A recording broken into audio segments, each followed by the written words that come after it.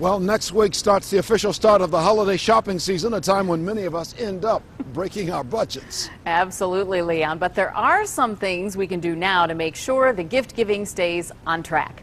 Consumer advocate Jen Strathman tells us what to keep in mind as we make our holiday shopping list.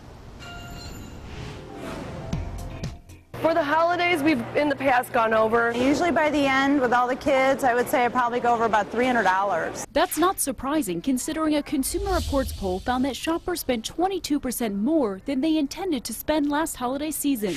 45% of people who set a budget blew right through it, and 14 million Americans were still paying off last year's holiday bills just last month.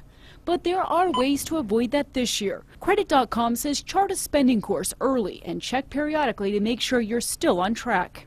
Decide what your number is, how much you're going to spend on each person, and then stick to it. Making lists is another thing that we're doing this year to help stay on track. Christia Rowland also plans to do all of her shopping in one day to keep track of everything she's bought and spent. When it comes to paying with plastic, a discount bonus for opening a store credit card might seem like a good way to save, but it may cost you later. In almost all cases, that's a bad idea. And the reason is because the interest rates on most of these cards are very high.